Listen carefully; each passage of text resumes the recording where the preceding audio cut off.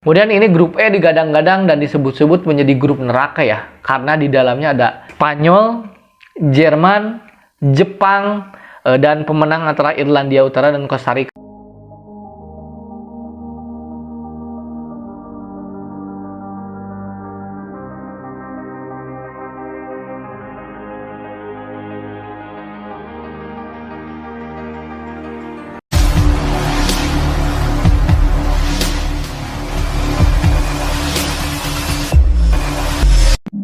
Halo semuanya, kembali lagi bersama saya di Ulasan Bola.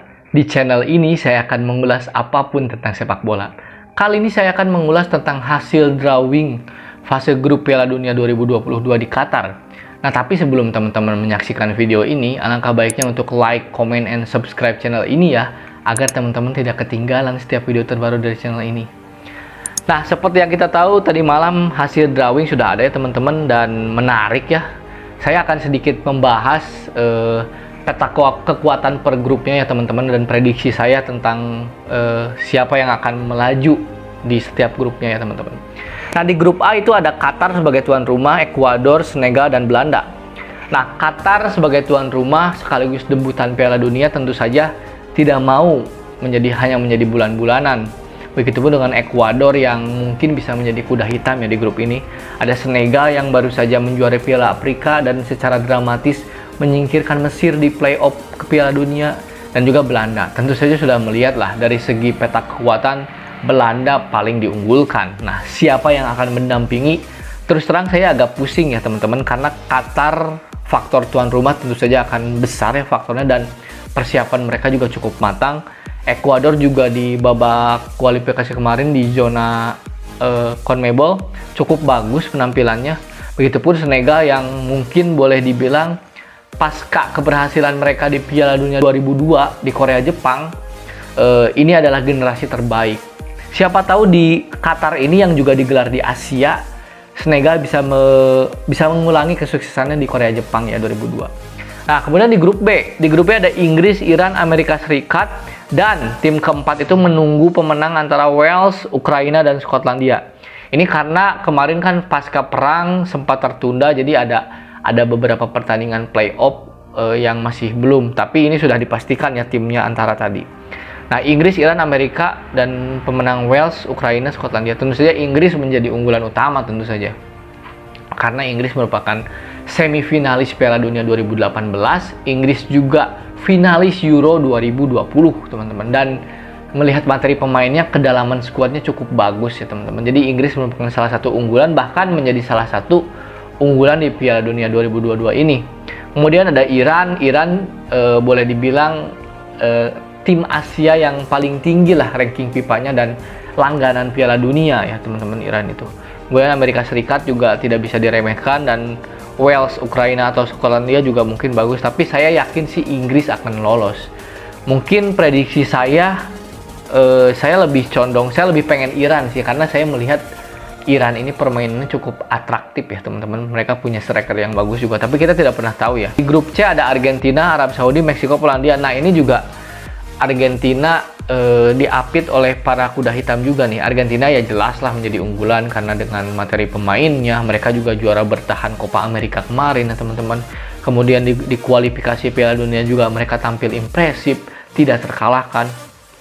Kemudian ada Meksiko. Nah, Meksiko ini selalu menjadi batu sandungan tim-tim besar. Saya ingat di fase grup 2018 Meksiko mengalahkan Jerman gitu kan teman-teman, dengan permainan yang sangat bagus. Kemudian Polandia dengan Robert Lewandowski-nya juga bisa menjadi ancaman, dan Arab Saudi tidak menutup kemungkinan bisa mengejutkan ya teman-teman. Jadi ini juga menarik. Nanti Argentina punya Lionel Messi bertemu dengan Polandia punya Robert Lewandowski, dan Meksiko memiliki kolektivitas tim yang bagus. Ini menimbulkan grup yang menarik. Tapi prediksi saya Argentina dan Meksiko yang akan paling berpeluang. Nah, di grup D ada Prancis, Denmark, Tunisia, lalu ada pemenang antara Peru, Australia, dan Uni Emirat Arab. Menurut saya prediksinya Peru sih, mungkin Peru ya. Nah, Prancis jelas menjadi unggulan utama. Mereka merupakan juara bertahan Piala Dunia 2018. Mereka juga memiliki banyak pemain bintang yang sedang di top performa, misalnya Kylian Mbappe, ada Ousmane Dembele gitu teman-teman, dan ada juga Paul Pogba dan lain-lain. Kemudian Denmark juga tidak bisa diremehkan. Denmark juga merupakan semifinalis Euro 2020 dengan permainan yang sangat kolektif, sangat bagus ya teman-teman. Tunisia mungkin bisa menjadi kuda hitam. Nah, satu lagi mungkin antara Peru, Australia, dan Uni Emirat Arab. Kita tunggu aja siapa nanti yang lolos.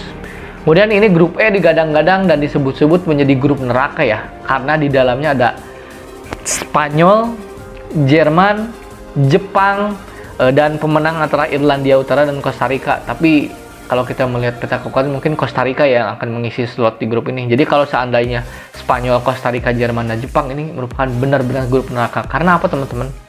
Spanyol merupakan juara Piala Dunia 2010, juara Euro 2008, dan juara Euro 2012. Sementara Jerman, tim paling konsisten dalam beberapa puluh tahun terakhir, langganan menjadi semifinalis di turnamen besar dan merupakan juara Piala Dunia 2014, teman-teman.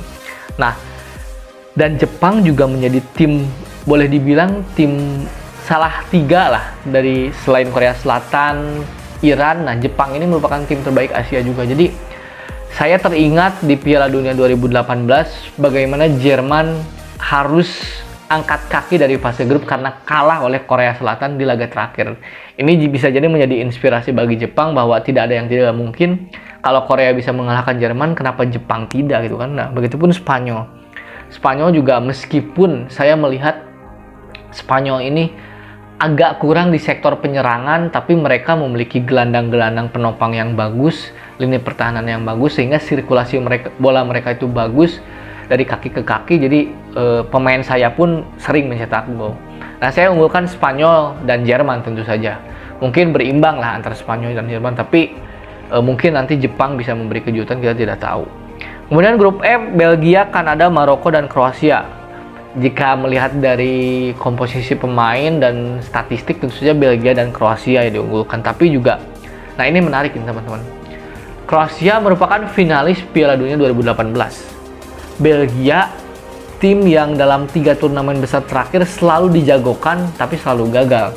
Ketika itu di Euro 2016, generasi emas Belgia, kemudian Piala Dunia 2018, dan juga Euro 2020, tapi ketiga-tiganya mereka gagal. Nah, sekarang di Piala Dunia 2022, pemain-pemain yang ada di masa emas itu sudah mulai pudar, teman-teman. Romelu Lukaku sudah menurun performanya. Kevin De Bruyne mulai menua. Eden Hazard dihantui cedera dan banyak. Jadi, para pemain kunci Belgia yang digadang-gadang pemain-pemain terbaik itu ya sudah menurun. Begitupun Kroasia. Ini juga di masalah yang sama dengan Belgia. Kroasia ketika 2018 begitu bagus ya, ada Ivan Perisic, Luka Modric, Mario Mandzukic, dan lain-lain. Dan sebagian besar pemain-pemain tersebut sudah menurun performanya. Mungkin Luka Modric lah, meskipun usianya sudah 37 tahun, tapi masih cukup oke lah. Tapi kan pemain-pemain seperti Perisic itu sudah jauh menurun ya teman-teman.